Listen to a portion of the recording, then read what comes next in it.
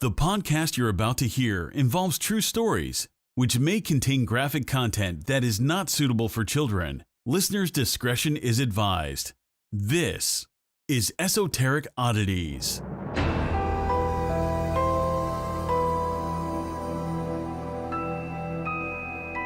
Hey guys. Hey guys, we have a special guest. Hey guys. It's Maizie. It's me, Maizie. Amazing. Amazing. So Maizie's dad is the author? Founder of Weird NJ.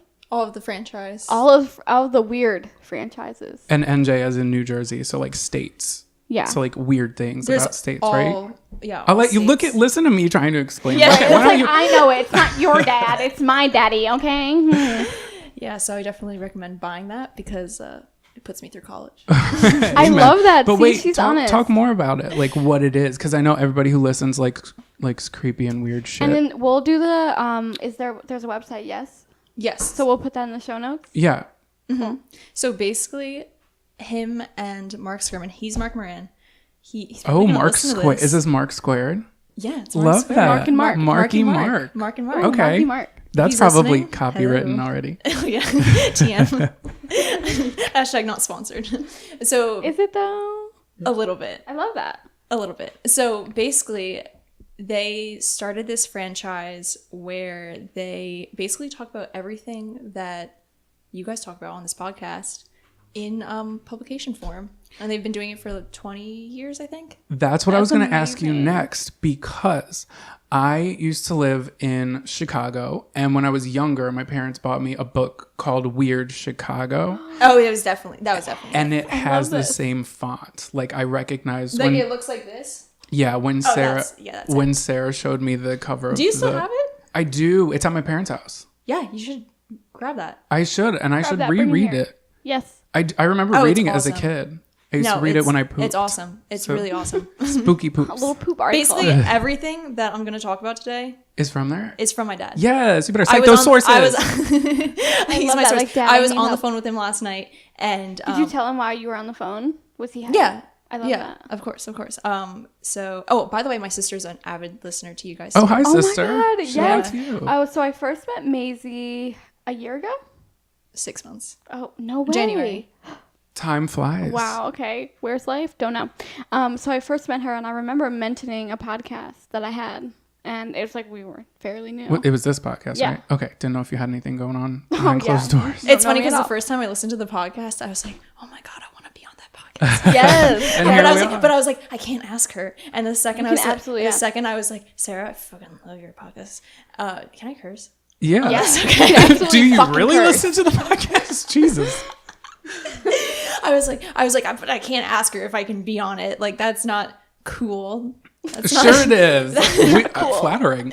And she was like, you should be on it. And I was like, in my mind, I was like, yes. Well, 'cause But we out started loud, talking- you're like playing games, Yeah. right? You're like, I mean, I'll see what I'm doing. Wait, but this really? weekend. Oh, I'll me? try to fit you in. Well, we started talking about something like, I think Baphomet, something like Satan. Love that. Love him. Like, Love his work. Who's that?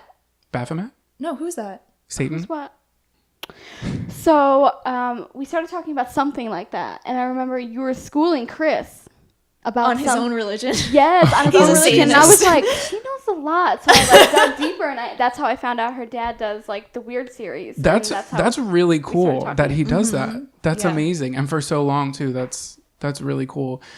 They got like a lot of information in that shit too. Yeah, and True they're crime. stockpiling it all. Because There's, it's books and it's also magazines, right? a biannual magazine. They just came out with the 50th issue. Okay, wait, is Whoa. biannual, is that Twice a year. Okay. Um, Well, I didn't know if it was twice a year or if it was every other because you get paid bi-weekly. I thought I was getting paid twice a week, baby. No. no, Wouldn't no, that be that's not how that Oh. works Oh, out. twice a week? Welcome to Okay. being an adult. Yeah, it's every other for But those it's of y'all who a don't know. disappointment. Yeah. mhm. I just took a to say while. the least. But basically, so it's the magazine twice a year. Books, different, like other books are more specialized, like weird Civil War stuff, and Oh. it's crazy because it's like not only just like true crime, ghost stories, extraterrestrial, yada yada. But just like, you know, like unique people, unique legends, folklore, all that good stuff. Yeah, So, I like, love that. Do you know how long it takes your dad to make an issue? Like, okay, that book is pretty hefty. well, he actually had. So basically, this book is written by Chris Getter. You know the comedian? Yes. He wrote that. Oh. Uh-huh. I didn't know he was into stuff like that. He started interning for my dad when he was 19. Oh my What? god. Yeah. That's so crazy. Yeah, we so have a famous basically- person on our podcast. So basically, guys. I Step was aside. when I think I was like 6 years old. It was like Chris Gettard and my dad and the other Mark working out of my attic. Oh my god, that's so cool. I love when yes, shit's I like love working that. out of the attic. Me Like too. you and me working out Work of out that of the basement. basement. And it's funny because it's like in all of his stand-up shows, he's basically talks about story. Like a lot of his stories that he talks about are stuff that Right. happened to him when he was working for my dad. That's so cool. Yeah. That's so fun. So that puts a little twist on it next time you see that. But yeah, so basically they have a lot of people write in stories. Oh, okay. They hire people to do, because it's like so much to do. Right, like, it's a all lot two of like people. branches. Yeah, so basically they'll. That's a lot of fucking research. Yeah, well, what happens is he actually came out with another book called I think it's called Death on Devil's Teeth that I just finished, about the mysterious death of Jeanette De Palma. And it's like I need that. years and years of people writing in to the magazine saying, hey, like, have you ever heard of this story? And then they were like, we should look into this. And Yeah. just years and years and years of people just writing in like weird tips. You should look into this. So then after he just came out with a book, I think 2015, but like people started like talking about it to them like 2004, I think.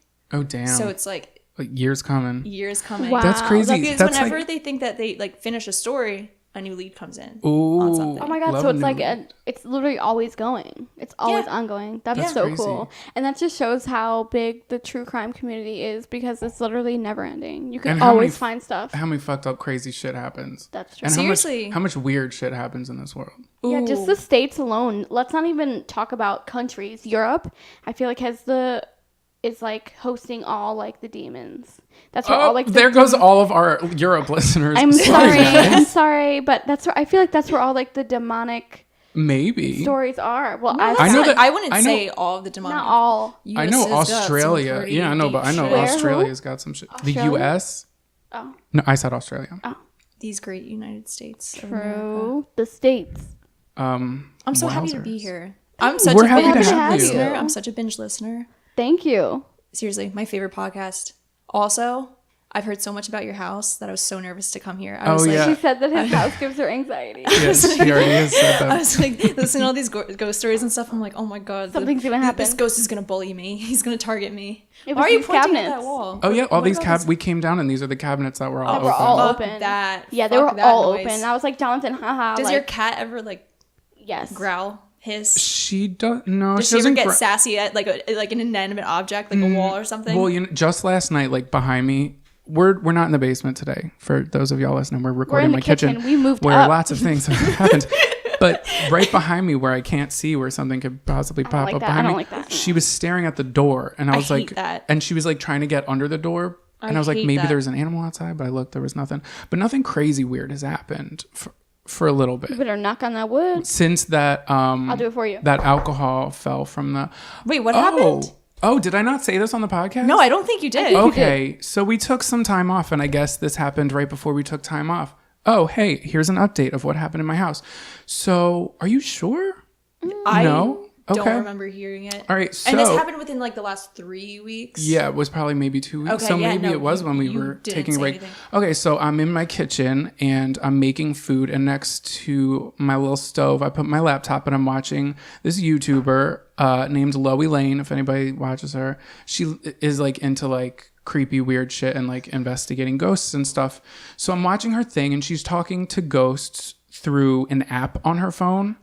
So in my head, What? Exactly. I know. So in my head, and she does have like equipment. Like she spent like hundreds of dollars on a teddy bear that's like specifically made to talk to ghosts. So But in my she head, uses her iPhone. that's what I'm saying. So out loud, I said, which I'm going to say out loud again, but like, please ghosts, don't spill my wine we that have I'm a guest. drinking. Just give us a timeout.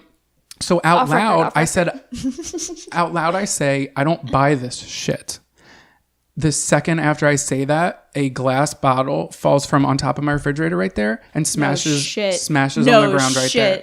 I took a video of it, and then it falling? No, after it fell, because it fell immediately. So I took a video. So you were like, orbs. I went straight to like Instagram because I was home alone and I was freaking out. So I went to Instagram. Instagram Live. It's like people like when there's a car crash, they're just like, yo, look at me. That's what I was literally trying to do, but it wasn't live. So you know how when you're on Instagram and you're trying to use a filter on your face and you like tap your face and it tries to like the darkness turns to light and then the lightness turns to dark. Yeah, it focuses. Yeah, it tries to, and it's trying to figure out what the fuck is happening. So I'm recording, I'm not tapping it, and it's doing the face recognition thing. I have all the videos saved. No. Yeah, I'll show you when we're done here. But I don't like that. And as I'm trying to tell the story, it keeps cutting them short. Oh, okay. Then I text my friend Carrie. Oop, almost just spelled that. I text my friend Carrie, and I'm telling her what's going on, and she's like, "Oh my God, what's happening?" So I go to send SOS. I go to press send, doesn't send. Like, it doesn't even register that my finger is touching my phone. That's like when the phone lines get cut and all the lights turn off. And like, shut up. You get locked in the house because your security alarm just like put you on lockdown. I was free. So then I was like, fuck, what am I going to do? So then I tried voice to text. That's not working. So then I just tried recording voice memos and sending them. As I'm recording them, it's sending them to her every like 2 seconds without like me sending it. It's just like record, send. So I'm like, she's gonna be pissed because I'm sending her 4. She's probably gonna think that I'm being attacked because I tried to say SOS, didn't send. Then I was screaming like SOS, ghost attack, and then all she was getting was just like short clippets of me trying to talk. Oh my God. And literally, I picture that they're like, it's like she reads them, listens to them or whatever, and it's just like a gurgling ghost. Like, stop. Ew. Listen, when I straight what is that? The Grudge. Yeah. Have you named they them yet? Your ghost? Don't do it. Don't give it a personality. But there was another time, I think I spoke about this briefly, but it was when I lived at my parents' house and I was recording. I used to do YouTube videos, so I was making a video about. With the Mini Babies? No, but thank you for watching my videos. Oh my God, you watch his videos? No, I don't, but I remember you talking about that. But wait, so maybe I told this already, but I was doing a conspiracy theory on... Well, it wasn't a conspiracy theory. I was just pretty much talking about the Elisa Lam case and the Cecil Hotel and just kind of going into details without fabricating a lot of shit because people love to do that. So, but as I'm trying to record it, like nothing was recording. Like I had an external mic that wasn't connected to my camera, and both of the, like my camera and my mic that were not connected in no way were connected. They both turned off at the same time. Then at the end of it, it was me and my dad who were home alone, and my boyfriend at the time. This is your house in your parents' house? Yeah, my parents' house. And my boyfriend at the time, we were on the phone. No, I called him, and there was like a voice, and it was like gurgling. I said, "Fuck you," and then hung up. And I was like, "What the fuck, you dick?" So I call him back. And he didn't like, and well, the best part is it was on speaker, so my father heard it, and my dad's like not a believer. What did it sound like? Demonic? Like, yeah, it was like a really low voice that was like "fuck you" and then hung up. Oh, I don't and like it that. didn't sound like him. I just got a voicemail from an unknown number. Is it like gonna be like some? Oh my God, did you get it here? I haven't listened to it yet. Oh my God, should you listen to it? No, I just got it like 5 minutes ago. It's probably gonna be like somebody trying to sell you electric shit because when we want it to be creepy, that's when it's right. Not. Yeah. By the way, guys, our topic today is cults. So hang around. We're going to be talking about cults and fun shit in a second. But I'm very curious to hear what's good with this. If it's not good, we'll edit it out. For further details. Damn it. Damn it. Trying to sell you shit. People stay trying to sell me shit. It's like, oh my God, fucking Same, leave me alone. I get like 5 calls. I can barely buy food. So, listen. I feel that. Okay, let's rewind. Let me just tell you guys about my day at work today. Okay. So spit it. My boss used to bring his dog to work every day. He's tiny. He's part Chihuahua, part something else, and he's really old. He's like 16 years old. Chihuahua. He's very cute. His name is Kimball. He used to be like my buddy. He used to be like in the office every day. He's like super like. He's a little nimble baby. He's cute though. Right? But he's like one of those dogs that like shakes. Yes, he's shaky. That gives me a lot of anxiety. I don't like that. So my boss brings him to work today while we have some important people who basically what they do is like my boss and like maybe the CEO of our company will talk to them in a separate room. Then they'll come in, they'll tour the one studio, and then they'll come over to like my studio where my desk is and everything. And I have a white backdrop that I film products on, and it's like a big ass like white backdrop basically that goes from the top of the ceiling and then it runs along the floor. And I was like, what are you doing? Like, why is the dog here? Why is Kimball here? And he's like, oh, I gotta take him to the vet. He hasn't been feeling good. He's like getting older. So 16 years is so old, especially for a tiny dog. Put him out of his misery. My gosh. And that is but he seems like Christ. yeah, right. What the fuck? Oh, sorry. And he seems in like good spirits. Like he runs around, but then he'll stop and he'll get all weird and he'll like pee in his house and stuff. So my boss is in the meeting with the people and they're about to come back, and the dog has explosive diarrhea. See? Explosive diarrhea. I knew it. On my fucking white backdrop. And it probably That's stinks. paper, right? No, it's cloth. Yeah, it's like a sheet. And it smells so fucking bad. sure it It's does. runny. It's all over the white. So I'm in panic mode because these people are about to come back. So I move, like, we have this rotating table and it stands on top of two Did you put it on top of the giant shit? boxes. Yeah. I just put I sprayed it with bleach. As much as I hate bleach, I sprayed it with bleach. I sprayed it with like a deodorant type spray. I love that. And then I just put the fucking thing on top of it. A box? Yeah, it was like it's like a box with carpet on it because it absorbs Yeah. sound and light. So I put that on top of it. I put another on top of it. Then I put a turntable on top of it. And then my coworker Kayla came back and she was like, what the fuck are you doing? Like, people were coming back and it looked really messy because everything was off to the side where the dog fucking shit all over the white. And I was like, Kayla, SOS, like, I need your help to cover the smell. She was like, oh my God. She laughed about it, but we, yeah, then the people came back and they were like probably really unimpressed with how my studio looked. But I was like, I texted my boss because he has the iWatch or the Apple Watch. Right. And I knew that he would see it. And I was just like, SOS, dog. I didn't say Shit dog on emergency. sheet. Yeah, I was like, SOS, shit on sheet. I love that. Yeah, and I was just like, got it under control, but maybe like skip this part of the tour because it fucking smells and there's drippy. Because there's Dippy drippy poopies everywhere. Do you remember that one time when I had that guy over and he got too drunk and threw up and you had to clean it up? And all I did was run around the house. Oh my God. frantically. Yeah. Like that one time our old roommate had drippy dippy poop on my birthday. And I you cleaned it up. I know. I'm giving you props where that belongs. We have really good, I can't think of the word. I think Let's say it at the same time. Banter. Okay. I love I it. think I did too many drugs because I Yeah. forget words. Mm-hmm. Like, and I'm like, what's that word? I can't think of it. And then I can't help you out because you're not giving me much. Well, it's like that word. It's like when you start with a disaster and it's like you end with something good. With a triumph, we Yeah, we Phoenix. overcome. No, it's Rising. Phoenix. it's like Rise from the ass. it's like fuck shit. Redemption. No, not replenish. Okay, how did this sentence start? Yeah. What are you trying to Recovery. say? We have good recovery. You have good recovery. Oh, thank you. We use it a lot in the hospitality. It's like, Okay. recover. Okay, is compliment, and I will take it. What? Are we good here? Nope. Also, I kind of had a shitty day, so I fucking bought myself some goddamn flowers and a glass of wine. Oh, that's so and cute. some ice cream because I fucking deserve it. And, Yes, you What do. flavor? It's strawberry.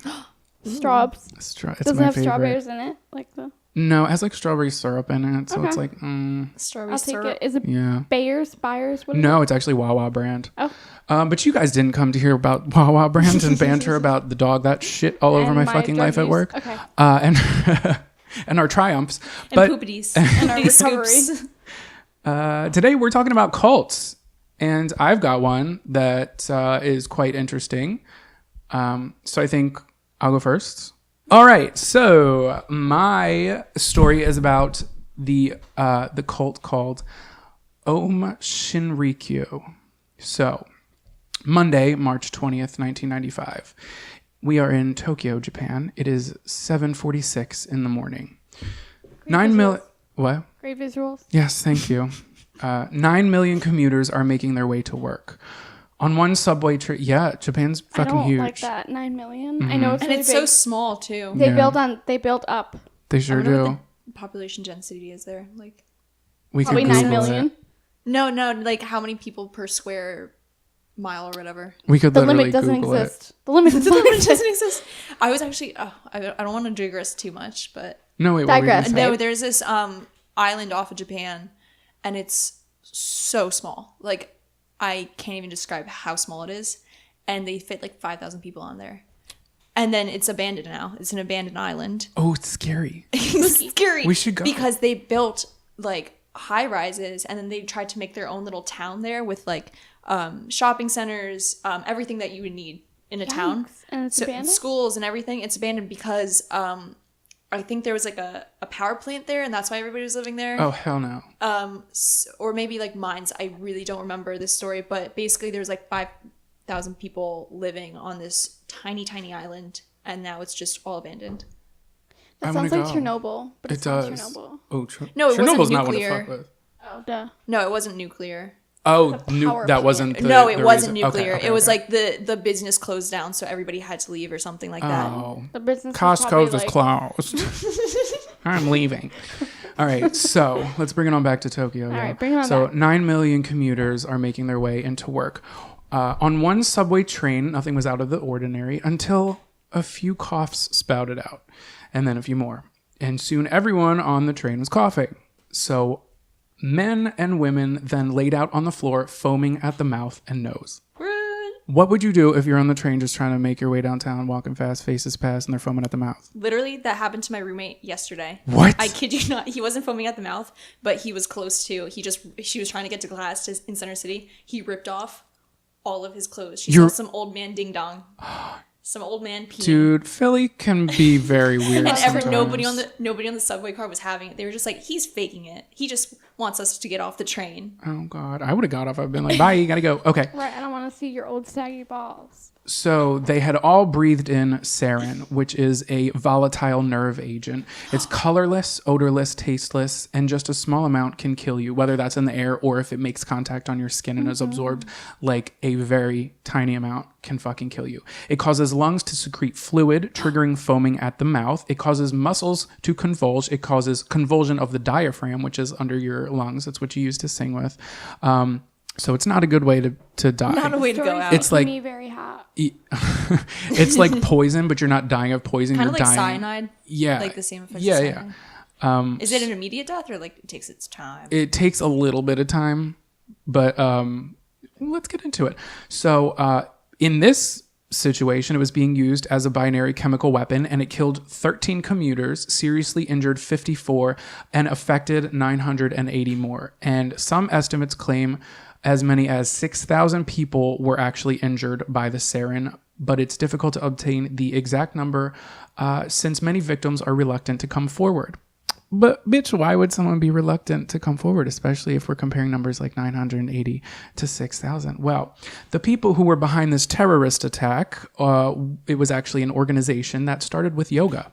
Of course. Oh my god, my story started with yoga too. Namaste, namago, bitch. Namaste home. What year is this? 1995. Okay. So it's a group that called themselves Aum Shinrikyo. So a decade prior, the cult was originally founded as a spiritual movement by Shoko Asahara in his one-bedroom apartment in Tokyo in 1984. So Aum Shin... I'm just going to call it Aum. That's the name of the cult is Aum. So it started off as a yoga and meditation class and steadily grew in members for the following years. It gained the official status as a religious organization in 1989 and attracted a considerable number of graduates from Japanese elite universities and was dubbed a religion for the elite. Yikes. Yeah. So the cult leader was Shoko Asahara, whose birth name was actually Chizu Matsumoto, and he was born in 1955. He was one of 7 children in a poor family. He had glaucoma, which caused him to go blind in his left eye and limited the sight in his right eye. In school, Asahara was a manipulative bully, and his classmates feared him. He trained in judo, martial arts at a young age, and earned a black belt before he graduated high school. Start him young. So, in retrospect, psychologists claim Asahara suffered from megalomania. He had delusions of grandeur, and he truly believed he was more powerful and more important than everyone around him. He believed that he should not have to follow the laws like the rest of the public. So megalomania, right? Megalomania is also known as narcissistic personality disorder. And I know I looked it up and like there's debates on whether you should use the terminology or not, but like you fucking get it. He was a narcissist. You fucking get it. So Asahara studied for law school with aims to become the prime minister of Japan because, bitch, he saw this as his one-way ticket to be above others and pretty much control the law as much as he possibly legally could. However, he was not accepted into medical or law school, so he had to find another way. So he showed interest in spirituality because in the 1980s, Japan had they had a long-awaited economy boom, and for so long, I think since after like World War II, pretty much everyone in Japan had neglected religion. But now new people, you know, they had money. Everybody was kind of living comfortably and they were kind of eager to, you know, practice religion and learn about new spiritual things that people were putting out there. It was kind of like the 70s for us, I guess, just with more hairspray and scrunchies. And in Tokyo. Yes. So in 1981, Asahara joined Aegon Shu. He claimed to achieve enlightenment, which for those of y'all who don't know, Nirvana. yes, to just enter this, you know, religion and within like less than a year be like, it's good, I did it, everyone, it was fun, it was great. I have transcended. That's literally what he was don't doing. do all the stuff like that though, right? What? You don't like just, oh, it's a year. Yep, No, I'm ready to go. no, because a lot of the beliefs in like ancient Buddhism and things think reincarnation exists because it takes more than one lifetime to achieve enlightenment. Yeah. So yeah, a little bit longer than a year, but A couple lifetimes. but just leave your key to the locker and be on your way. So he said he had cosmic powers and that he was connected to the universe. So he left the religion and began his own spiritual movement again in his one-bedroom apartment. He convinced people that through his teachings of yoga and deep meditation, those who followed him would become enlightened and possess cosmic powers. So he gave the spiritual group the name Aum Shinrikyo. Again, I'm going to call them Aum. So Aum began attracting controversy in the late 1980s with accusations of, deception of, the people they recruited and holding organization members against their will. In addition, Asahara began forcing members to donate money. He even had members under him murder a different member who tried to leave in February of 1989. That's some mob shit. Sure is. So by this time, a lot of people in Japan knew about the organization and began labeling them a cult. Family members of the cult members would stand outside with megaphones, begging their loved ones to leave. But once Asahara had their grip on him, nobody left. So October 1989, Tutsumi Sakamoto, he was an anti-cult lawyer, and he was threatening a lawsuit against Aum, which would potentially bankrupt the cult and obviously would not be good PR. So in the same month, Sakamoto recorded an interview for a talk show on Japanese television, and he exposed the cult for the evil that it really was. The network then had the interview secretly shown to Aum, this cult, without notifying Sakamoto, intentionally breaking protection of sources. So now Aum knew that this dude was talking shit and he was not anonymous. And this TV company, I don't know what their motive was or why they did it, but they were like, hey, y'all bring popcorn because this guy's talking shit on you and we're going to put it out there for the universe to see. The shade room. So Aum then pressured TBS, which I guess was, I don't think it's our TBS, I can probably assume. So the Aum pressured TBS to cancel the broadcast. So they were like, all right, we're not fucking with you. So they canceled the broadcast. Then a few days later, Sakamoto, his wife, and child went missing. Yikes. The police were unable to resolve the case at the time, although some of Sakamoto's colleagues publicly voiced their suspicion of the cult's involvement. Bitch, I would motherfucking say that shit too. How big was the cult at this time? At this time, towards the 90s, I get into more numbers in the early 90s, so I don't know exactly here. I know there they had like a couple hundred. A couple hundred. But it spread worldwide. at least the notoriety and the support was worldwide. And I'll get into the numbers a little bit later. But at this point, I want to say in the physical space of being actually in the cult, maybe hundreds. So it was not until after the 1995 Tokyo subway attack that the fate of Sakamoto and his family was revealed. So basically what I told you in the beginning, that was like a huge turning point for police and investigators, where I'm going to list all the fucked up shit they did and how it pretty much just went under the rug and nobody could figure out who did it until after the Tokyo attacks. Upon investigation, a few days after the TBS program situation that happened, on November 3rd, 1989, several Aum members drove to the town where Sakamoto lived. They carried a pouch of 14 hypodermic syringes and a supply of potassium chloride. So this is pretty much what happened after that shit that the police couldn't figure out till later. No. So according to a court testimony provided by the perpetrators later, they planned to use the chemical substance to kidnap Sakamoto from a train station where he traveled daily. But contrary to their expectations, he did not show up because, oh my God, they forgot it was a holiday. It was Culture Day, and he was... Oh, we forgot. We simply forgot. It right? was Culture Day. They're probably pissed. They're like, fuck, we had to go to work today. Right. We don't get off. So Sakamoto was at home asleep with his family. So at 3 a.m., the group entered Sakamoto's home through an unlocked door. Y'all, lock your fucking doors. You didn't lock yours. You texted me here. I unlocked it and went pee. Okay. I'll forgive. He was peeing, Sarah. Come on. You're not allowed. Sakamoto was struck in the head with a hammer while asleep. His 29-year-old wife, Satoko Sakamoto, was beaten severely. Their 14-month-old son was injected with potassium chloride, and his face was covered with a cloth. I hate that. I do too. Did they literally burn his face off? But... Burned his body? Well, I don't know if the cloth was covered with anything, but they injected him with potassium chloride, so that didn't do good shit for your bones and teeth. Fizzled out. So Google potassium chloride. While Sakamoto and his wife struggled to stay alive, so the wife was beaten, he was hit in the head with a hammer, and they're both alive. The child died, and then his wife died from... so basically... While the adults were still alive, they injected them with potassium chloride.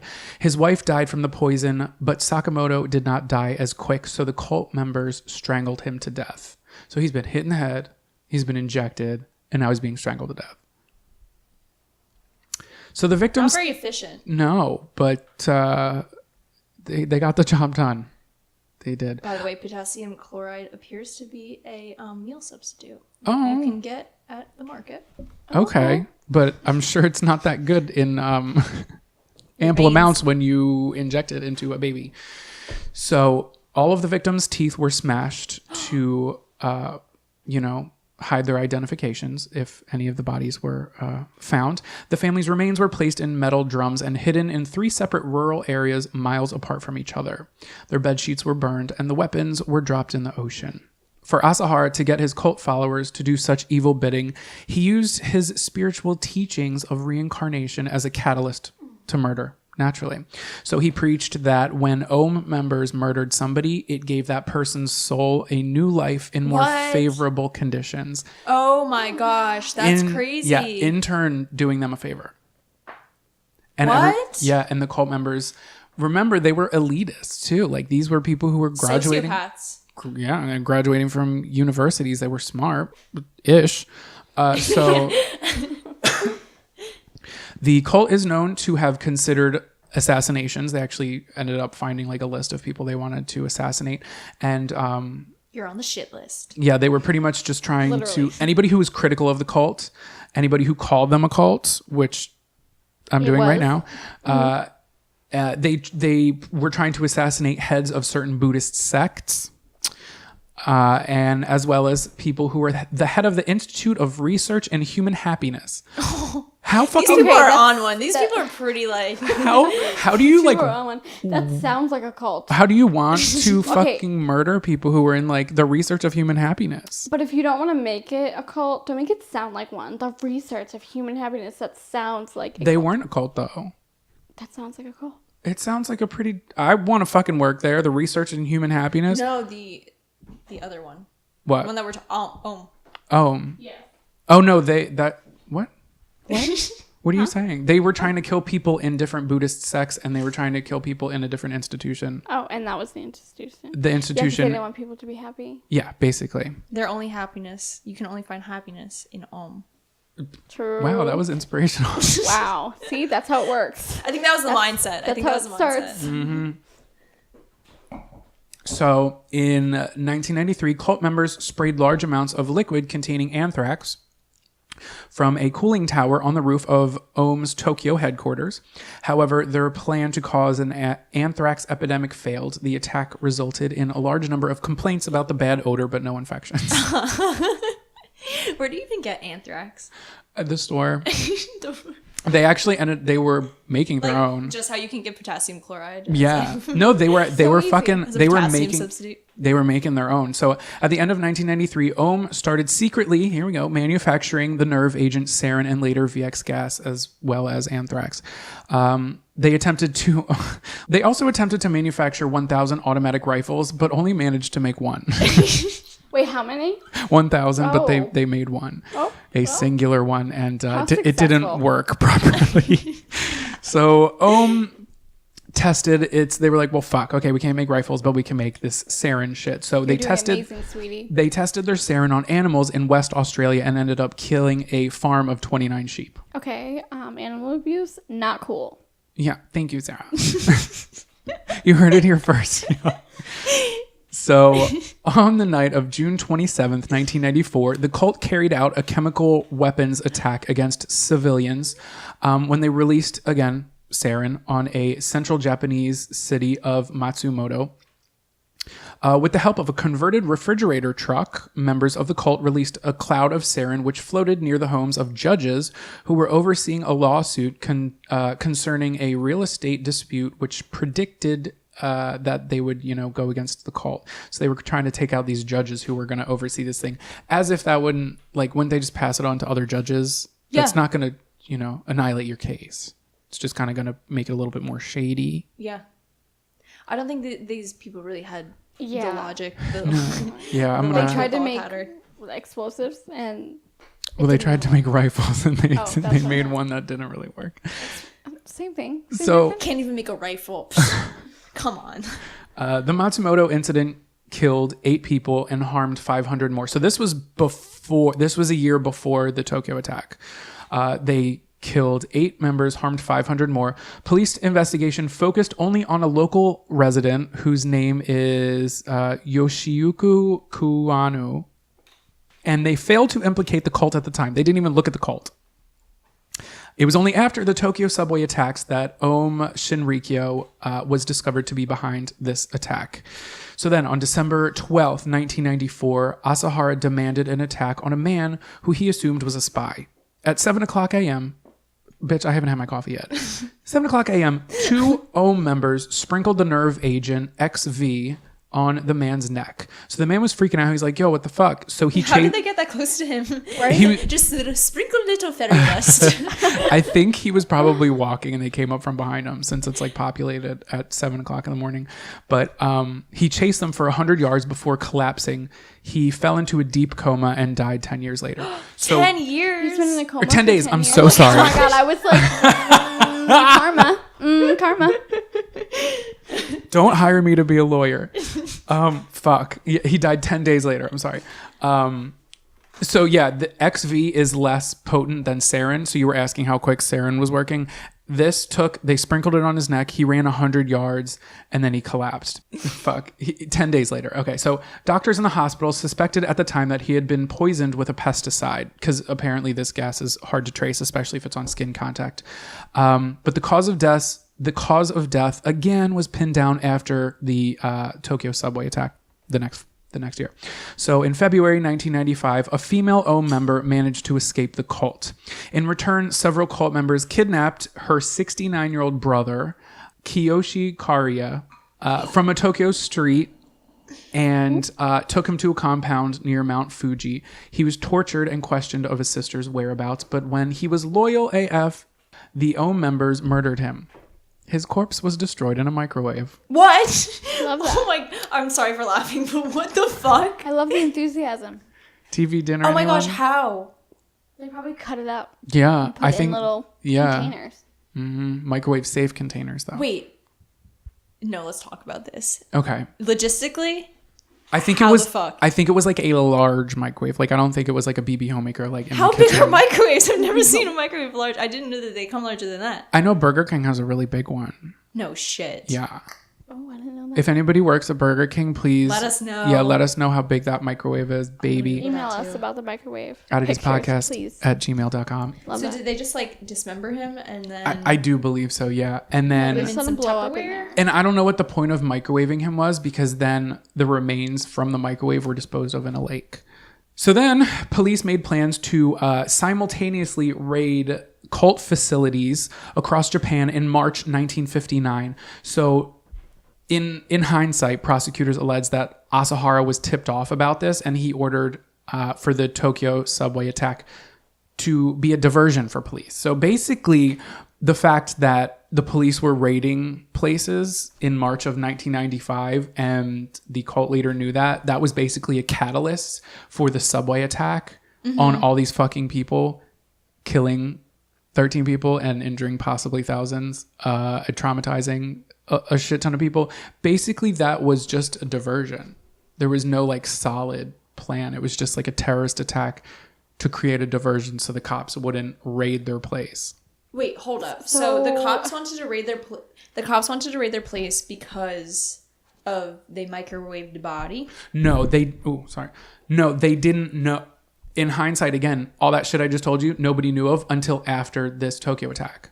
So they just thought that it was a weird, sketchy cult, and it was kind of out of the public's Yeah. eye at that time. So They didn't. what was it a diversion for? The Tokyo Just subway something attack? else. So police were there were other cults and organizations that Yeah. they thought were cults in Tokyo. So the police were planning on raiding all the cults that they could find. And if they found the Aum cult, they would find like all the fucking like, cause they had like military, I'll get into what the fuck they found, but like they had like labs that they were creating the anthrax. They were creating all of the chemical warfare. They But had they're like, just making their trail hotter.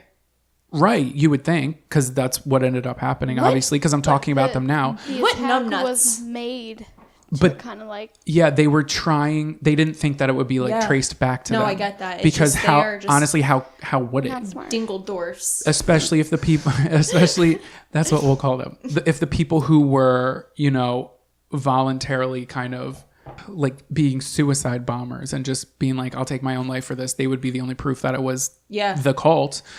But it didn't pan out that way. So at this time, okay, here comes some numbers. Baby, get out your pen and paper. So Oh, at the time, numbers. Aum Shinrikyo cult, the Aum Shinrikyo cult, had at least 40,000 followers worldwide. Again, those numbers are just from people who confirmed, so I don't know how many people are going to confirm that shit.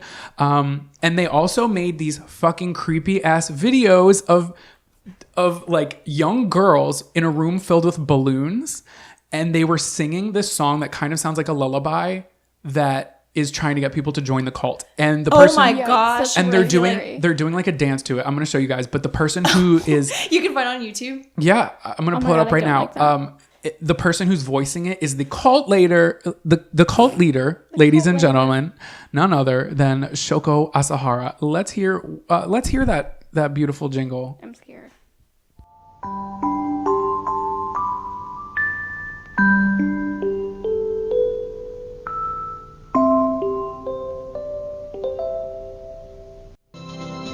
送喜送喜送喜送喜送喜，阿萨哈拉送喜，送喜送喜送喜送喜送喜，阿萨哈拉送喜。日本の送喜、世界の送喜、地球の送喜、送喜送喜。 Can we agree that was fucking creepy? I know you guys could only hear that, but we'll link the video probably on Twitter, Facebook, all the fucking shit, and in the show notes. But someone in the comments had translated it, so this was a rough That's translation. Oh gosh. Scared. And Lay it it's- on me. It's basically just leader, Asahara master. So it's him singing about himself. Love that. Leader, Asahama master, Japanese leader, world leader, universe leader. He Wait, so was obsessed with himself. To say the least. the Japanese people are hearing him say all this. Aren't they like questioning it? Like what? They sure were. Yeah, that's why everybody was like, this is a call. He also made there was like an anime that was made out of him, and it looks like him. He has like this long fucking hair. Oh my And this gosh. long beard and glaucoma, and he like floats. Glaucoma. So I picture him like a villain like with an eye patch or something. he didn't. He looked like he could see. I'm probably triggering people. I'm sorry, everybody. Okay, anyway, here we Sorry. go. Let the emails flow. So then, on the morning of March 20th, 1995, Aum members released the binary chemical weapon sarin, and they had the coordinated attack on 5 trains in the Tokyo subway. Again, killing 13, injuring 54, affecting 980, possibly 6,000. So over the next week, the full scale, so this is when all this shit was coming to light. The next week, the full scale of the cult's activities was revealed for the first time. At the cult's headquarters at the foot of Mount Fuji, police found explosives, chemical weapons, a Russian military helicopter. They also found biological warfare agents like anthrax and Ebola cultures. And there were stockpiles of chemicals that could be used for producing enough sarin to kill 4 million people. Yikes. This ain't a cult no more. Right. This is a world takeover. So police found laboratories also in like this, it's like this huge fucking like bunker. And they were making LSD, methamphetamine, and crude forms of truth serum. So they're having a little fun on the side. I guess. There was a safe containing millions and millions of United States dollars in cash and gold. Hold on. What is truth serum? I don't know. It's like very Harry Potter to me. I don't know. I want to look it up and then I'm going to fucking use it. Darknet. Oh, no. What are you using on? I don't want to say it out loud. Oh. Sorry. Because they're not going to fucking see it coming. And then I'm going to get the answers that I need so I can stop buying myself flowers. Yikes. We went there, guys. We are here and we are Big here. yikes. Cheers so- to that, baby. Okay. Can we... Clink, clink, clink. The reason I drink. All right. So, like I was saying, they found the truth serum and a safe containing millions and millions of United States dollars in cash and gold. They also found cells which contained near-death prisoners.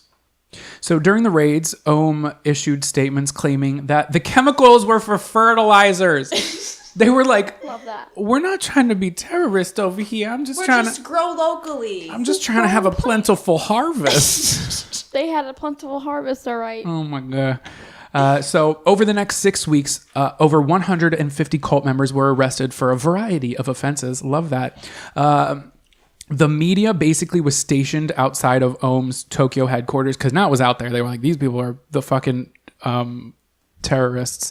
And they were pretty much, the media was just waiting for something to happen.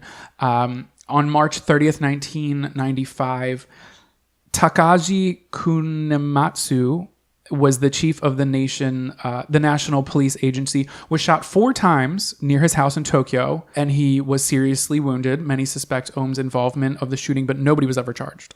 On April 23rd, 1995, Hideo Muari, the head of Aum's Ministry of Science, this is crazy, was stabbed to death outside of the cult's Tokyo headquarters in a crowd of about 100 reporters in front of cameras. I watched the video today and wished I didn't. No. If you're Nobody not, stepped in. Nobody did anything. nobody could. Nobody. How would you if you mean? watch the video, it is literally a mob of people around him, and this guy just starts stabbing him. All the reporters are just trying to film it. You can barely even see. And this is like 1995. Yeah. Before like. Yep. Yeah. So everybody talks shit in our generation, like, oh, you film everything. You could have saved a life. Did they want to? Because he was in the cult. Oh, I thought The we were guy- talking about the judge in the case. No, this was the guy. He was in the Ministry of Science within Aum, so he was yeah. probably working on some druggy drugs. But yeah, you can find it if you can't stomach it, don't watch it. It's not as gory as you would think it is, but you literally watch this man get stabbed to death in front of 100 people who aren't doing anything, and he dies. Plot twist, spoiler alert, he dies. So the man responsible for the stabbing was a Japanese mobster. He was arrested, eventually convicted of his murder, but his motive remains unknown. Probably because he's trying to kill an asshole out this bitch. But when the mob's involved, like there's some weird shit we don't know about, or stuff that's like drug trade, probably, if they're making LSD and meth and stuff. Yeah. So on the evening of May 5th, 1995, a burning paper bag was discovered in a toilet in a busy Tokyo train station. This fucking shit, like they don't stop. Like they are just on top of their shit. They're like Kris Jenner, but like terrorists. So they found a burning paper bag. It was discovered in a toilet in a Tokyo train station. Upon examination, it was revealed that it was hydrogen cyanide, and if it was not extinguished in time, it had enough gas to enter the ventilation and potentially kill over 10,000 people. So good thing somebody had to go number 2s that morning. Am I right, ladies? So on July 4th, what up, Uncle Sam, 1995, several undetonated cyanide devices were found in other locations in the Tokyo subway. So they fucked up there. But they found like a bunch of other things that could have each killed 10,000 people. During this time, numerous more cult members were arrested for, again, various other reasons, but the arrests of most senior members on the charge of the subway gassing had not yet taken place. Cult leader Asahara was finally found hiding in a wall of his cult building on May 16th, 1995. He was arrested. On the same day, the cult mailed a parcel bomb to the office of the governor of Tokyo, and it blew off the fingers of the secretary. Did he have reserves in the wall with him, like cans of beans and stuff? Probably. Cans of beans, forks, sporks, Spam, things that don't go bad. Something to read. I don't know. Asahara was initially charged with 23 counts of murder and 16 other offenses. The trial was dubbed the, quote, trial of the century by the press, ruled Asahara guilty of masterminding the attack and sentenced him to death. A number of senior members accused of participation also received death sentences. On June 21st, 1995, Asahara acknowledged that in January of 1994, he ordered the killing of a sect member, Katora Ochida.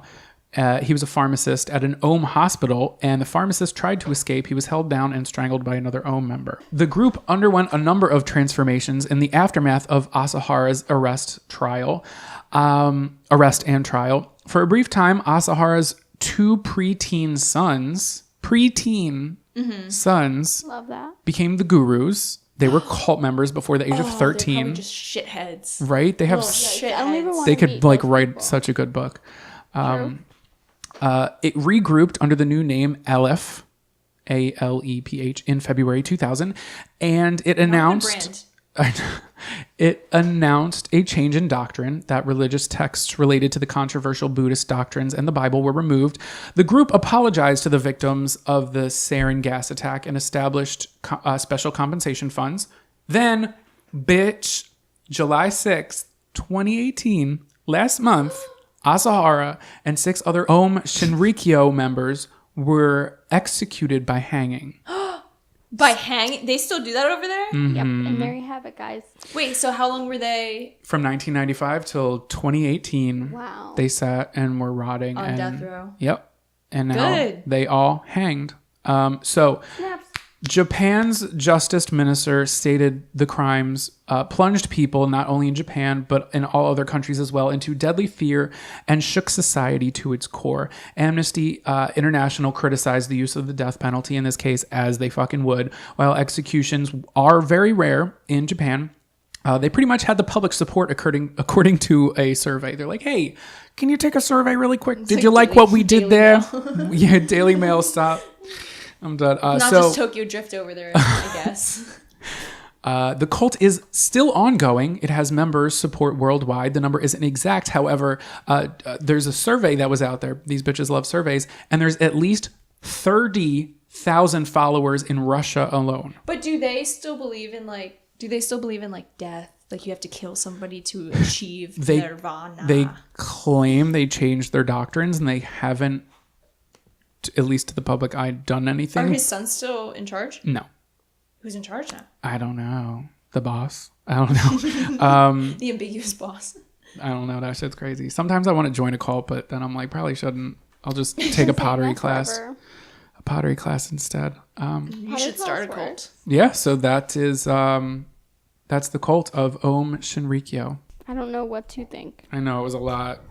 They went. It was not a cult. That's like a was like- terrorist. That's a terrorist group. Literally. Because That I was don't like understand, New like- World Order type shit. It started. They were like, let's do some yoga. That like got tired. They were like, sounds like they were more. They weren't focused like on the because like what I found is cults are very like religion centric. This sounds like it just turned into world domination. Like we just Right. want to be the group in charge. yes. I think what happened was there was like the power aspect, maybe. Like Yeah. maybe 100%. Because 100%. what's his name? Fucking dickhead. DH. Dickhead McGee over here. Yeah, Dickhead Magooby. Dickhead McCoover. he just really like he wanted money, he wanted power, he wanted fame. As with all cults. As with all cult leaders. Give me all your money. Right. It's always money. and Give me all power. your women. Yes. I have and all your glaucoma. parts. Fuck. Maisie. Amaze me. You're up. Do people say that to you? I hope That would be a first for everything that people have said to me. That's the first. Oh, What have cute. people Love said that. to you? Like what phrases? Huh? What phrases? Like with your name? Amazing. Amazing Maisie. Ew. Gnarly. Yeah, that's so dumb. Maisie, like the corn? Oh my god. Wait, Sarah and I went to a fucking corn maze, and tell me why we were looking at it and we were like, what the fuck's a straw bowl maze? What? It was a straw bale maze. Love that. I want to go to that. And her and I Ooh, it's the season to get spooky. it Yeah, you sure coming is with in our us? straw bales. Okay. All right, go ahead. Okay, so I today am telling you about the mysterious cult of Monk's Castle. This takes place, this is specifically interesting to me because it happens in my neighboring town. I'm from West Orange, New Jersey. This takes place in Montclair, New Jersey, Montclair, Verona area. You live near a cult. She sure does. Not anymore. Okay. But this happened in Oh. my county. Okay, but they're like done with? Yes. Or they want you to Done. think? True. You decide. Okay. I'll tell you the story and All then right. you can fill in the spots. Let's do Let's it. jump in. Okay, so I grew up hearing stories about this mysterious cult from decades ago, but in my area, it is not well known. Nobody talks about it. Nobody really knows about it. I only heard about it because of my dad, of course. Naturally. He would take me to all these weird Oh my places. god, when you were a kid? Oh my gosh, when I was in elementary school, I started a Weird New Jersey club. And I had him love drive that. me and like all these people, all these like other fifth graders to like all these spots. And we went on like a tour. That's That is sick. so Yeah, like nice. father-daughter bonding was like... Your dad is so rad. Right? He's pretty cool. He's a rad dad. Shout out to you, Dad. Shout out, Daddy-o. Dad. Listens to this. No, he's going to, I think. Yes. Yes. But basically, so like it was like, hey, like let's go to this abandoned place. And I was like 13 years old. And I was like, okay, My I'm not scared. my parents are supportive, but they're like, wish you would watch more Disney movies.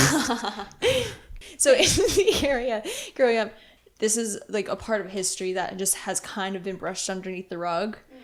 So as of today, yada, yada, yada, let me tell you, keep this in mind when I'm telling you this. It's a very suburban, quaint, seemingly perfect suburban town. Okay. I'm know. picturing the neighborhood in Edward Scissorhands. Yeah, same. I don't remember. Oh, like white picket fences and stuff? Yeah. Um, Don't ruin my image. okay. That's what I'm Just going picture with. Get that. outta Just here. picture that. So I'm going to start with quick, brief history of Kip's Castle and the Kip's estate. In 1902, Frederick Kip, who made his wealth off of the textile industry, had this castle shift from Europe brick by brick and stained glass by stained glass. Literally every piece by piece, from I think it was Germany. He was just like, I want that. And then he just had it shipped Brick to by New fucking Jersey. brick. To New Jersey. Give me that castle. Okay. Just ship it here. Brick by brick. They were like, dude, we can fit so many more bricks in here. He was like, no, one brick only. One brick by one boarding brick. Paramore. Okay. So, him and his wife, Charlotte, lived there, and this is where the story gets juicy. I love that. So, in 1980, the entire Kip estate was bought by Bhagwan Sri Rajneesh. Bhagwan means God. Okay, so he is an Indian Swami. Swami means by definition, is a Hindu male religious teacher. And the first red flag is that he made his way to this country on a quote-unquote medical visa. I don't know why I use quotes there, but it was for a bad back. Okay. Meanwhile, he really came because he was evading tax evasion. He was escaping tax evasion. Okay, but why bad back? So basically, he came here on a medical visa for a bad back, which I think is so funny because it's like, we all got bad backs. You couldn't have thought of anything else. Right. Yeah, right. He definitely paid somebody off, but he was narrowly escaping charges as a result of tax evasion at the time. So he had money, and you know how he got his money? Tax evasion. Over the course of 6 years, his following expanded from 7 to 200,000 followers around the world. He had 400 ashrams worldwide, and an ashram is a religious community. So he basically built this. I don't really know I'll get into what his teachings were, but let's just say, so it started in India I want to say 1974. Great year. And over, I'll feeling take fine in 1974. So 1974, and then it just grew exponentially around the world. Wow. And then, so he was a self-proclaimed, quote-unquote, rich man's guru, and called his followers Rajneeshis. Okay, cute.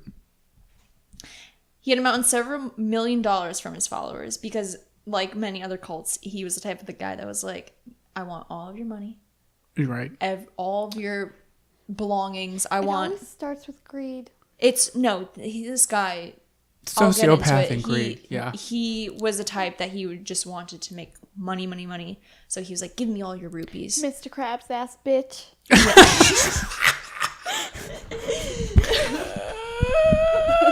I think that might be the title. I love it. Oh my god, Bhagwan.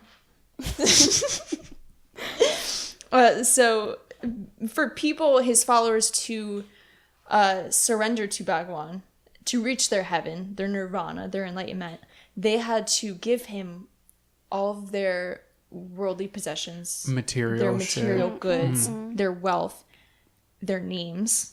So basically, you join this cult, like many other cults, you join this cult, you lose your name. He gives you identity a name. fully. Okay. Yeah, completely. They give up their past. So basically, you're cutting ties with family, friends, your past self. You know, I just had a flashback of, I went on this field trip in like second grade, and I remember it so vividly.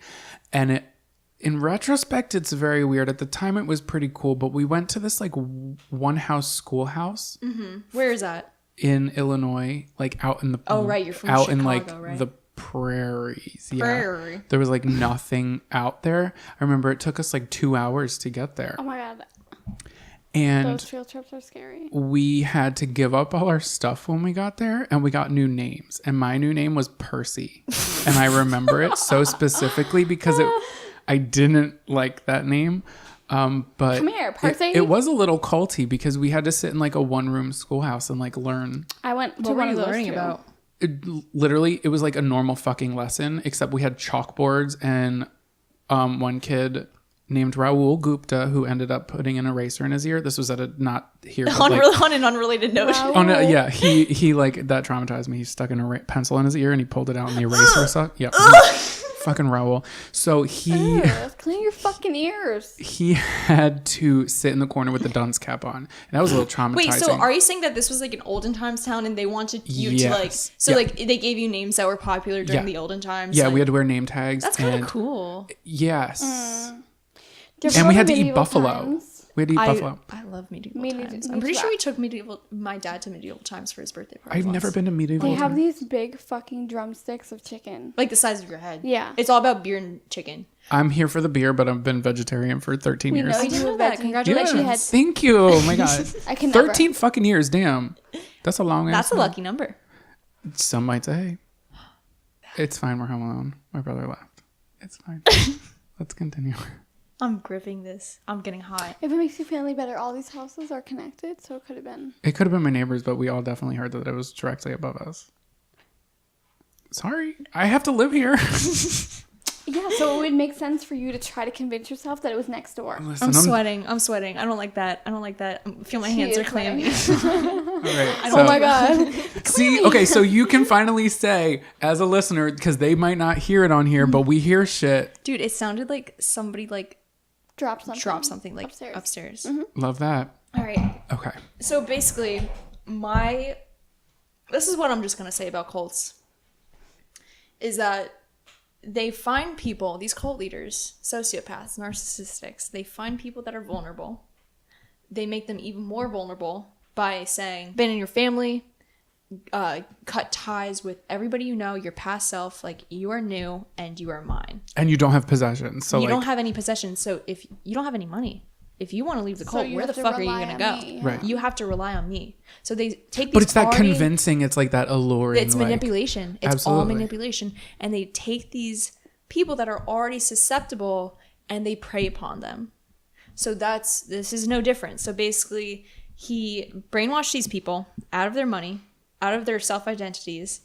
And these were people that typically his followers were American and European middle class, well-educated. I feel like it's, like debatable. Rumspringa or whatever. Rumspringa, it's yeah. like people, I'm assuming it's people that like were like, I need to find myself. Right. Like, this is the route. Right. Because it was like, I think it was like younger people.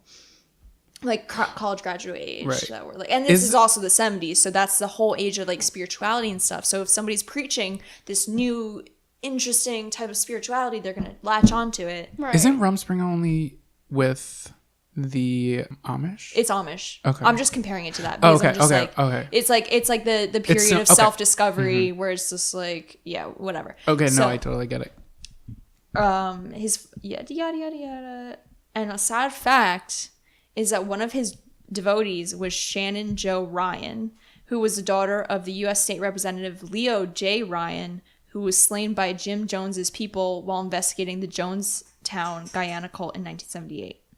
Jim Jones. So if anybody has heard about Jim Jones, has anybody here heard about the Absolutely. People's Temple? Yeah. Stop. I That was she was gonna going to do. that. I told you I had an interesting fact that tied I into meant your to tell story. you that. That's why I wanted her to do the People's Temple, which she was going to do, but she flaked out on it. So I'll just give a.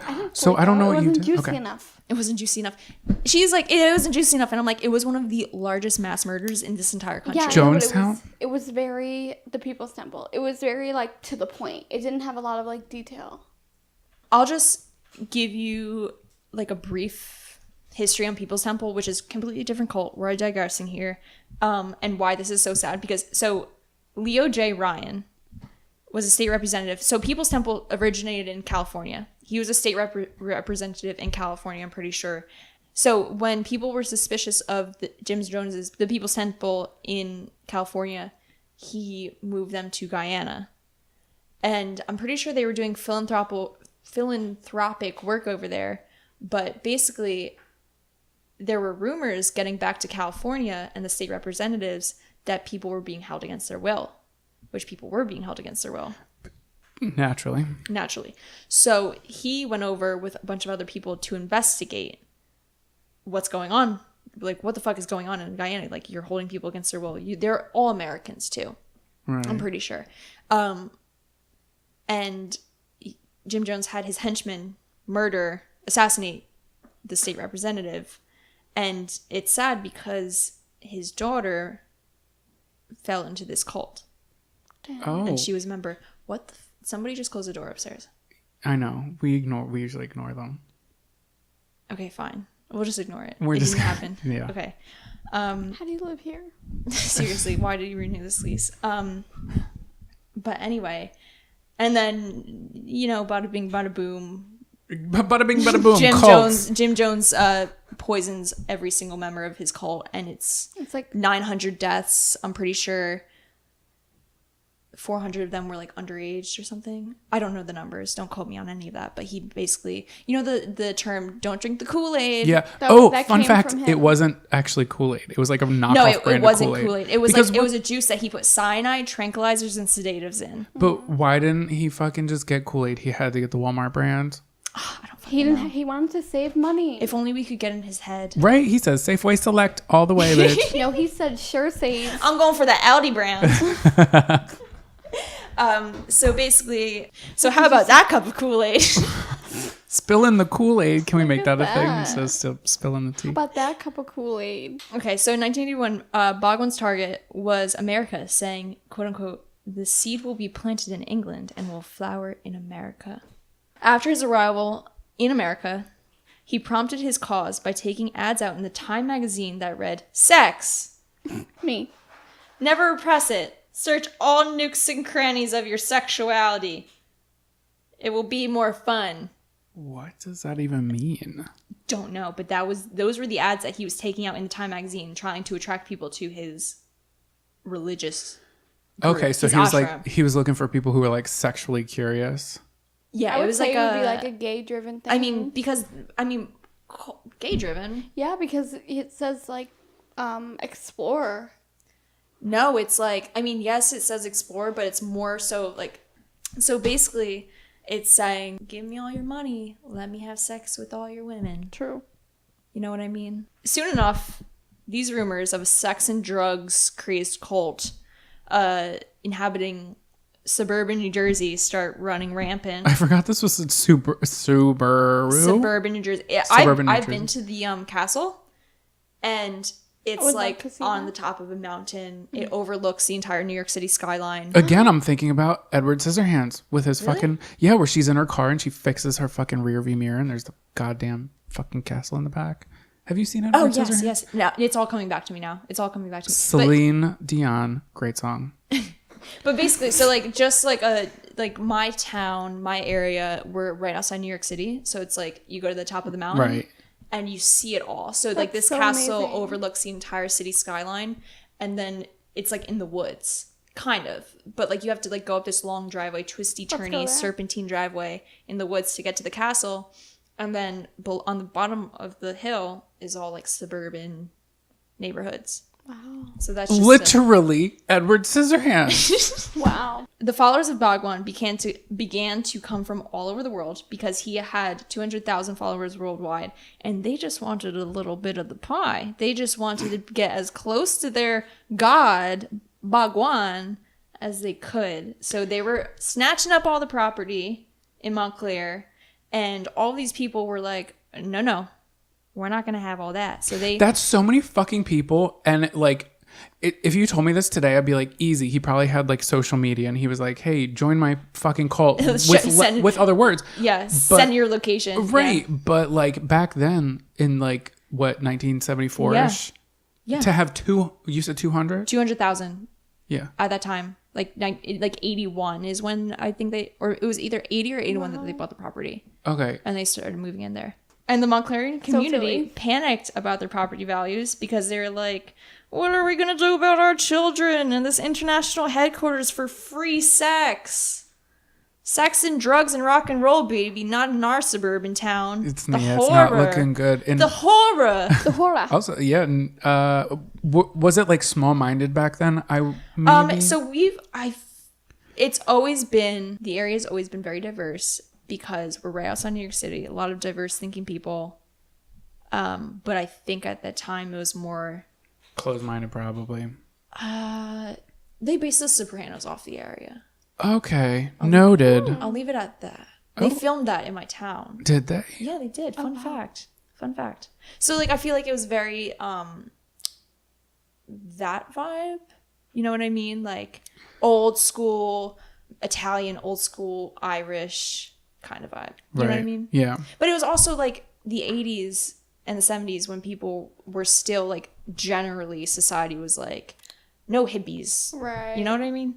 And so after moving into the estate, Raj had all of the walls covered up with sheetrock, all of the floors covered in linoleum, and every stained glass busted out What the fuck? Why?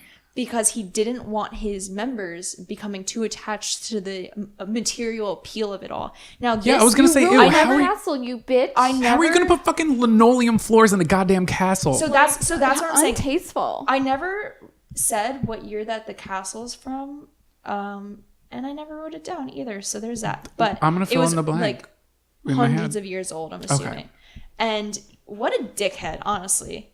Like, you gotta be kidding me, because this guy was like, no, I don't want my followers to be all materialistic, so I'm just gonna take all of the beauty out of their lives. I'm pissed about the linoleum floors. I'm really seriously, pissed about like busting out the stained glass. Like you ruined the character of the castle. So what does it look like now?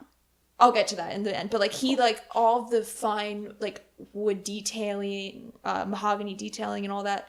Like he was just like, no, can't have any of this. First of all, why buy a 100-year-old castle? I'm saying you're just gonna ruin it. Wasn't he the one that wanted it there to look like the German one? No, that was Kip. Oh, right. That was the guy who made the castle. He was the one that brought the castle here. It was his estate, and then in the 80s, This dude Raj. was like, "Hey, take over." Raj Rajneesh Shri Raj yada yada. he bought it, and the delicious bowl of irony here is that Give me that delicious bowl. he had 83 Rolls Royces parked in the parking lot. But you wanted to bust out the windows. Okay, and make so it not tasteful. okay. he ruined the beauty of this. Okay, wait. beautiful Now that estate. you say Rolls Royce, I think I know about them. I think Yeah. I know about this story. You probably do. That's a lot. 83 Rolls Royces. He's like, they can't have material possessions. Meanwhile, he bought 83 Rolls Royces with did he all hide of his them? followers' money. He had millions of dollars. Millions. Listen, hello. I drive a Hyundai Elantra. Hi, I don't drive at all. I was gonna teach you how to drive, but my mom was like, "Sarah's not getting in your car because our insurance can't afford her." No one can afford me. I'm a luxury if you can afford. I sure am. Broke with expensive taste. Okay. All right. That's my So by problem. the end of the summer in 81, Rajneesh had purchased with several of his millions of dollars 64,000 plus acres in Wasco County, Oregon to create quote unquote Rancho Rajneesh. Okay, so now he's going all the way across the country? Yeah. Why do Okay. they all flee? Did he flee or was he staying here? He was just purchasing land out there? Honestly, like, I couldn't really figure it out, but I think that they were Okay. only in Jersey for like 2 years. Okay, just And then, like, because he wanted to expand, I'll get into that why he moved to Oregon, because he was like, on the run? he wasn't on the run yet. Foreshadowing. He wasn't on the run yet, but they were growing exponentially. Right. And I will tell you why. Okay. So basically, he had his sights set on greener pastures in Wasco County, Oregon, to create his own town. Okay. They were like, we are going to basically world domination here. But they never got to the point. A common thread. They bought this ranch, 64,000 plus acres, and they built their very own airport, mall, restaurant chain, salons, police, disco, and a lake for the recreational fun I'm assuming that they were having when they were not having free sex or drugs. I'm struggling to pay my electric bill. I mean, if struggling your to pay. rich middle class followers are just gonna be like, just take all of my monies and like take Give my me a better name. life. Maybe I'll be a cult follower. Yeah, Stop. Or I mean cult leader. no. that's what I'm saying. no. I wouldn't be good at it. I'd be like, hey, want to join my cult? They'd be like, no, it's dumb. I was like, yes, fucking stupid. I'd It's be so like, dumb. oh my god, you're unhappy. What can I do to fix it? Right? I am way too much of an empath. Oh, you're unhappy? Give me your money. No, I'd be like, oh, you're unhappy. What can I do? Okay. But yeah, so he was just like, he was like, this is not doing it for me. To just go big, you know? So he bought an entire ranch and turned this into like their own little town.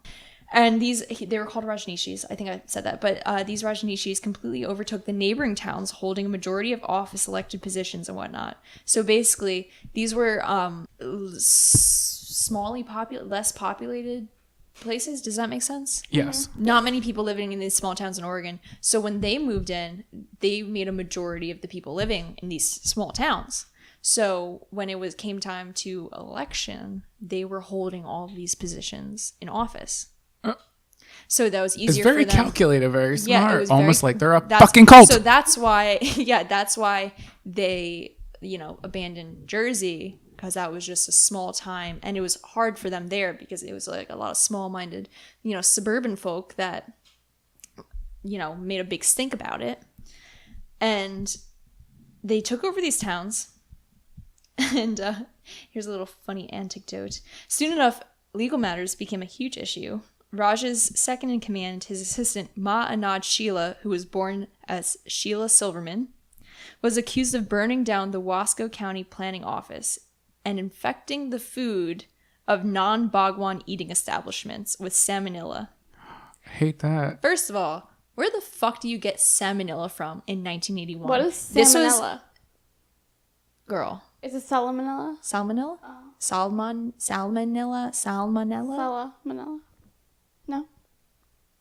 Salmonella? I don't know, but they've been telling us for years that it's going to come up in eggs. They're like, don't eat the cake batter. like- You're going to get salmonella. Yeah. Still haven't got It's it. you know. But now it's like, bitch, don't eat a fucking salad because it's in your romaine lettuce. It's like, it's the everywhere. bacteria that gives you food poisoning, like E. coli. Yeah. So it's like if you don't cook chicken properly, like raw chicken salmonella. So, but like, where the fuck is she getting salmonella from? This is before the internet. This is before Amazon. Like, where are you coming up with all this salmonella? So she was going to, because they had their own restaurant chain. So they were basically trying to take over this entire area by... Maybe she rubbed like raw chicken on all the food because she knew. No, honestly, because it could have been because if she's like, okay, I have this raw chicken and it's going to make people sick. Like she may not have been like, oh, it's this thing called salmonella. She could have just been like, oh, if I rub this uncooked thing. They definitely knew what salmonella was at that point, I think. Oh, well, I don't know. They definitely knew what salmonella was. But I don't know where you can come up with salmonella on your own. Maybe she just like literally, if you take like a chicken cutlet and just wring it out. Have you ever done it? Nope. And maybe that's what she fucking Never. did. I don't know. Yeah. Never had a chance. I never had a chicken cutlet. Next time. But yeah, so they were basically taking gentrification to the next level, and they were like, we are going to be the only ones in charge here. They were basically running all these towns out. That's not even gentrification. That's like annihilation. Seriously. So she was, she burned down the Wasco County Planning Office, infected the food of all these other eating establishments, and she was accused of poisoning local officials. She fled to West Germany with $40 million of the cult's money, and was caught and taken back here and accused of trying to murder Bhagwan's personal physician. Now, I just realized that I keep switching between Bhagwan and Rajneesh. Right. Bhagwan and Rajneesh, same people. Just for clarification. That's what I Same man. thought. Okay, cool. And To be honest, I forgot about bag one. Bhagwan. Bag two. I don't know. Pick a penny, leave a penny. So she was sentenced to 20 years in federal for attempted murder, assault, arson, and wiretapping, and overall being a crazy bitch. She only served 4 years, though. Meanwhile, this was his second hand. And this is when I think shit just started really going downhill Right. for all of them. Sounds about right. Because they were getting bigger and bigger and bigger in Oregon. How many followers are we talking? Towards the end, it was like 200,000 followers worldwide. And I'm assuming on his little ranch community, there was like thousands. If he had Instagram. Meanwhile, fun fact, they could only wear like red and orange. Ew. So- Disgusting. That's what I'm saying. I was like, if I can't join that cult, those are not my colors. You're wearing red. Is it working on me? Yeah, it's working. It is working. Thanks, guys. Yes, it's working. It's very slimming. Thanks. But also at this point, when she was getting indicted, Bhagwan, who had very heavy security around him at all times, was under investigation by the immigration department. Of all things he did, he was under investigation for immigration. In 1985, he was busted for 35 counts of immigration violation. He got a 10-year suspended sentence, which I don't know what that is. Well, you know what? That might have been the only thing they could really pinpoint him on, or that might have been like Yeah, that's with the true. biggest punishment that they could have like strategically been like, Right, that's if connected to that. if they knew what was up, they could have been like, okay, well, we got to take like one yeah, step at a time. I see it. Yeah, they do that. They like get you on something, and they're Yeah. like, "Oh, but I Yeah, what yeah. about Right, this?" right. Because that's what we were talking about in our bonus episode. We did a thing about a serial killer on patreon.com/esoteric oddities if y'all would like to Love support. that. Shameless plug. But we were talking about this serial killer, and he had murdered all these women. I've never fucking heard of this dude either. And wait, was that our bonus episode? Yes. Yeah. Okay. BDSM.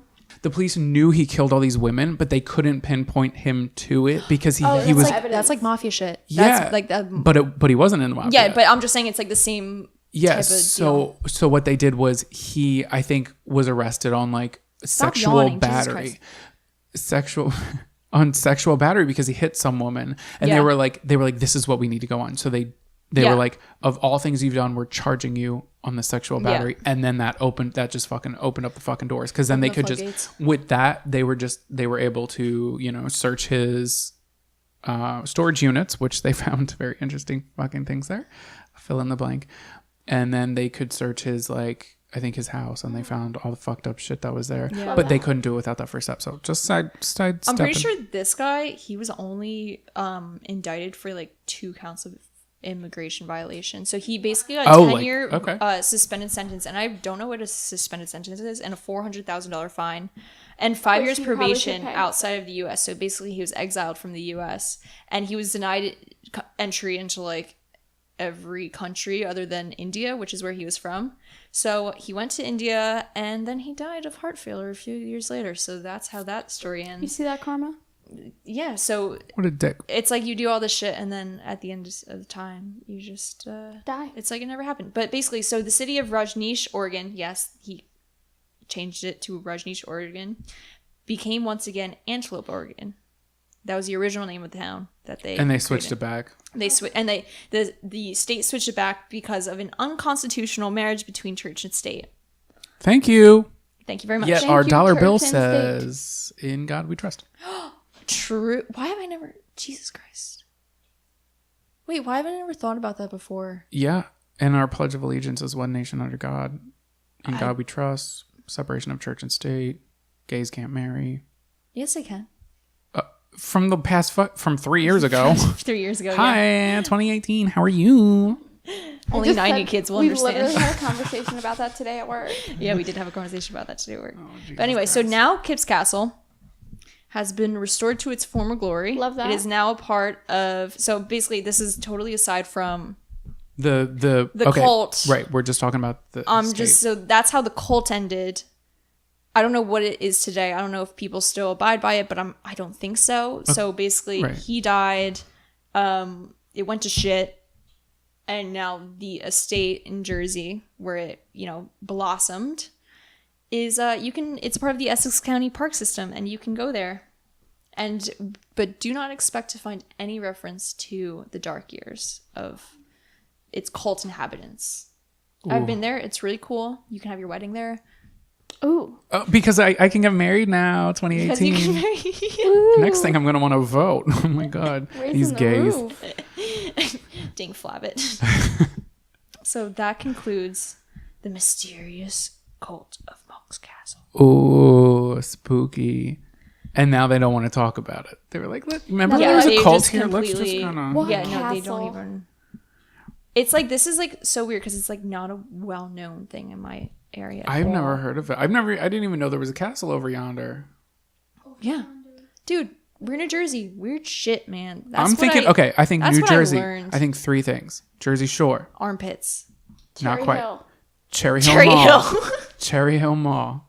Dead ass. Jersey Shore. And Atlantic City. That to me is combined with Jersey Shore. And then the Jersey Devil. Ooh, yeah, Jersey Devil is our mascot. Yeah, We're in New Jersey. Mascot is the Jersey Devil. love it. And I have another one, but I'm gonna save it for next time. Well, Dun dun dun. you heard it here. Thank you guys for listening. If you want to hear another cult story and then Sarah's cult, tune in next week. Thank you, Maisie, for Tuning in. enlightening Come us Yeah.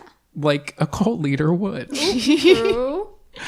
If you guys would like to go to patreon.com/esoteric oddities, the support helps. For just $5 or more a month, you could get a bonus episode every other week.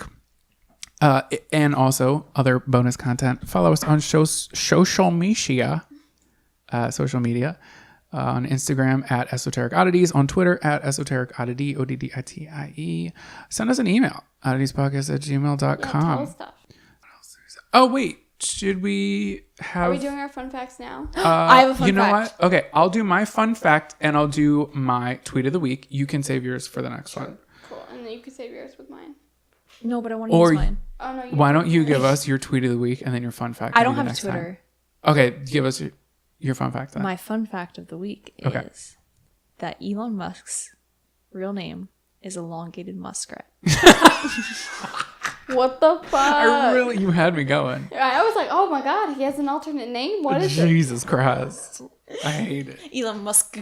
Okay, my fun fact is that Guinness estimates that 93,000 liters of beer are lost in facial hair each year in the UK alone. Shame. What a freaking shame. I would love to see their sources cited, and I would also love to be part of that study.